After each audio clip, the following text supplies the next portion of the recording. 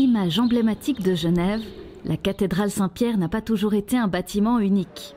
Pour comprendre ses origines, il faut se rendre sous terre, sur son site archéologique. Et derrière ces grilles, on va descendre dans le sous-sol, dans un immense espace qui est le résultat de fouilles archéologiques qui ont eu lieu pendant des décennies ici, depuis les années 70. Et c'est un site qui va vous raconter toute l'histoire du christianisme ici à Genève, avec l'installation d'un évêque à partir du IVe siècle. Le premier évêque mentionné est Isaac, qui a vécu vers l'an 400. Mais il a dû avoir un prédécesseur, car la première cathédrale, nommée cathédrale nord, est plus ancienne.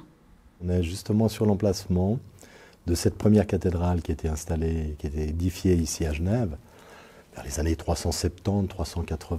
Ici, il faut s'imaginer une très grande porte qui permet d'accéder depuis un atrium, c'est-à-dire depuis une cour. C'était un immense bâtiment, une immense église qui fait pratiquement 18 mètres de long sur 30 mètres de longueur. D'abord ville secondaire de l'Empire romain, à la fin du IIIe siècle, Genève va reprendre le statut de capitale, autrefois à Nyon.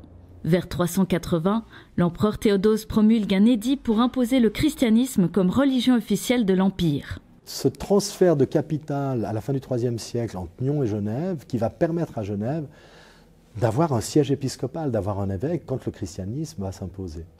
Plus qu'une simple cathédrale, on parle d'un groupe épiscopal. Vous avez la cathédrale nord, la cathédrale primitive qui est ici. Vous avez la cathédrale sud qui est construite au début du Ve siècle. En plus de ces deux cathédrales, un élément essentiel, le baptistère, lieu de conversion par le baptême. Je vais passer par-dessus la barrière, ce qu'il ne faut jamais faire, bien entendu. Donc je vais le faire de façon très précautionneuse. Je vais simplement descendre dans la cuve baptismale. L'eau arrivait sous pression dans la cuve, remplissait la cuve. L'évêque se tenait ici, à travers les vestiges que l'on a retrouvés. Il y avait un ambon, une chaire où il se retrouvait là. Et le catéchumène était totalement immergé dans un bassin rempli d'eau. À la fin du IVe siècle, la religion chrétienne est la religion officielle de l'Empire romain. Donc il faut se convertir au christianisme pour participer à la vie de la communauté. Et à cette époque-là, c'est l'évêque qui est le seul habilité à dispenser le sacrement du baptême. Il faut se rendre compte que quand la première cathédrale s'installe avec son premier baptistère, il n'y a pas encore d'église dans les campagnes. À partir du VIe, VIIe siècle, une troisième cathédrale dite orientale s'installe, dédiée au culte des reliques et aux tombes privilégiées. Elle va s'agrandir et remplacer les autres bâtiments. Et on va abandonner la cathédrale nord et la cathédrale sud.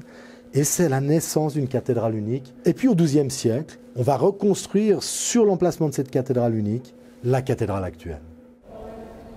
L'extérieur et l'intérieur de Saint-Pierre sont tout aussi riches et marqués par différentes époques. La chapelle des Maccabées, récemment rénovée, date du début du XVe siècle. Durant la Réforme, c'est surtout l'intérieur qui change, par plus de sobriété. Des ajouts significatifs se font à l'extérieur, comme l'entrée de la cathédrale semblable à la façade d'un temple romain. Au XVIIIe siècle, la façade d'origine menaçait de s'écrouler de cette cathédrale du Moyen-Âge, et on a dû aller chercher un architecte du côté de Turin. Et la fameuse flèche verte installée à la fin du XIXe siècle. C'est dans une église bien différente que les catholiques célébreront une messe ce samedi, après presque 500 ans. Avant, il y avait quand même des scissions et une frontière assez marquée entre les protestants et les catholiques. Et je trouve extraordinaire, c'est très symbolique, au jour d'aujourd'hui, de célébrer une messe dans ce temple protestant. C'est vrai qu'il y a des sensibilités différentes, il y a une liturgie différente. Tout cela, il faut le lisser, il faut le voir dans le contexte actuel, dans l'évolution des mentalités. Et si on peut rapprocher les gens, en tout cas les chrétiens, c'est déjà quelque chose. Une messe historique qui ne laissera pas de traces dans la pierre, mais bien dans les esprits.